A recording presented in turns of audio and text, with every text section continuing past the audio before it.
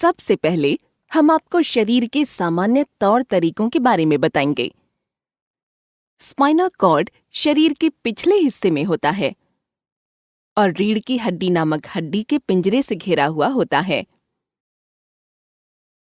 Spinal cord एक लंबी, पतली ट्यूब जैसी होती है जो सर से पीठ के निचले सिरे तक फैली होती है। स्पाइनल कॉर्ड का मुख्य काम दिमाग से शरीर के विभिन्न हिस्सों तक संकेत भेजना और शरीर के इन हिस्सों से दिमाग तक संकेत वापस भेजना होता है।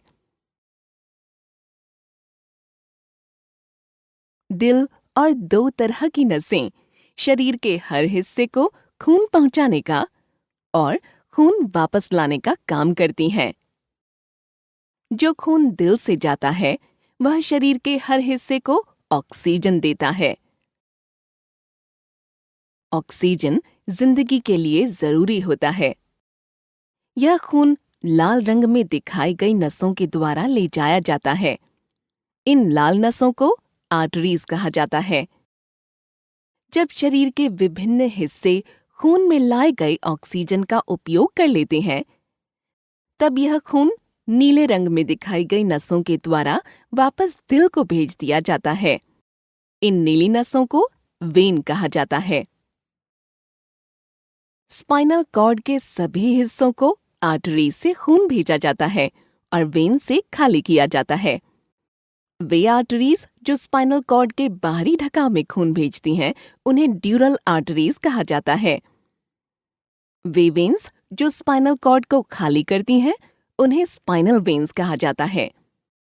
यह जानना जरूरी है कि सामान्य रूप में यह लाल आर्टरीज और नीली वेन्स आपस में जुड़ती नहीं हैं।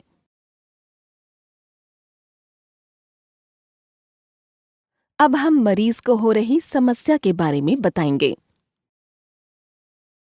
कभी-कभी अनजाने कारणों से स्पाइनल कॉर्ड के बाहरी ढकाव की लाल आर्टरीज उसकी नीली वेन्स के साथ आपस में जुड़ जाती हैं। यह असामान्य बात है। इस बीमारी को डॉक्टरी भाषा में स्पाइनल ड्यूरल आर्टीरियोवीनस फिस्चुला या स्पाइनल DAVF कहा जाता है।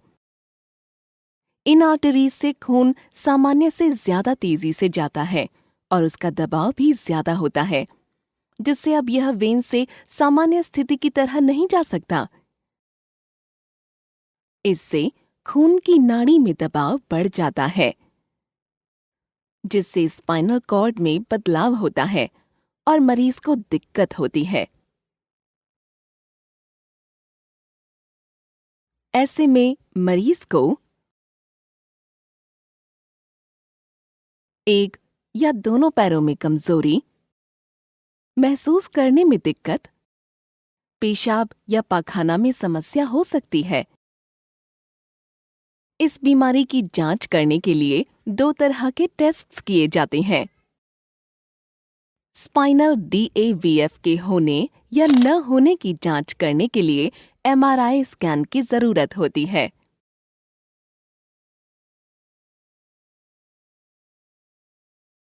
जिस आर्टरी की वजह से स्पाइनल DAVF हुआ है, उसका पता लगाने के लिए स्पाइनल कॉर्ड का एंजियोग्राम टेस्ट करना जरूरी होता है। एंजियोग्राम टेस्ट के लिए आमतौर पर दाहिने पैर की आर्टरी में एक सुई डाली जाती है। इससे एक कैथेटर ट्यूब को शरीर की आर्टरीज में डाला जाता है ताकि यह पता लगाया जा सके कि कौन सी आर्टरी स्पाइनल DAVF का कारण है।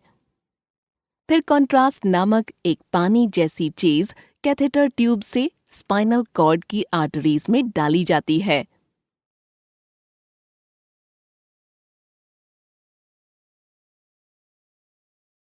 एंजियोग्राम टेस्ट की वजह से स्पाइनल कॉर्ड के अंदर की नसों को देखा जा सकता है।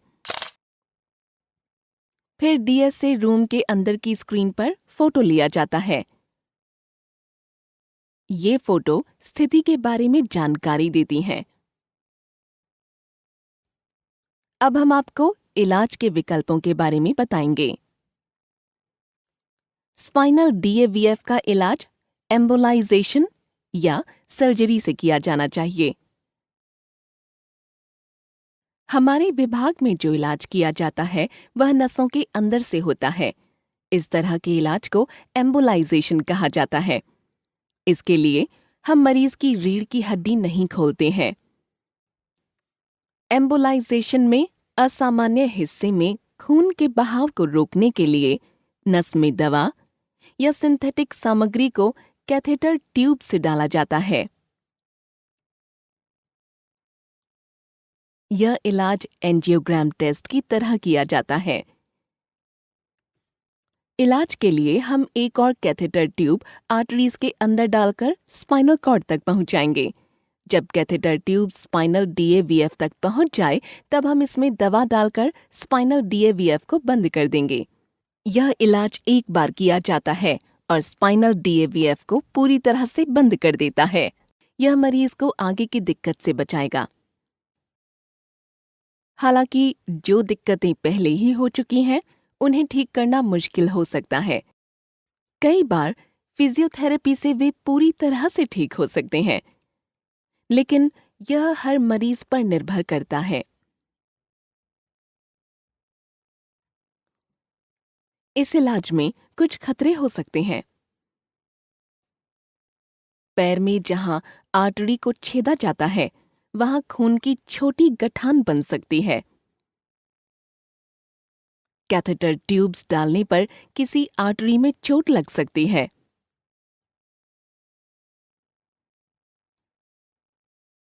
कभी-कभी प्रक्रिया के दौरान उपयोग की जाने वाली दवा या सामग्री गलत आर्टरी में जा सकती है और मरीज को दूसरी दिक्कतें हो सकती हैं। हमें उम्मीद है कि यहाँ हमने आपको जो कुछ बताया है उससे आपको मरीज की हालत और इलाज को समझने में मदद मिली होगी।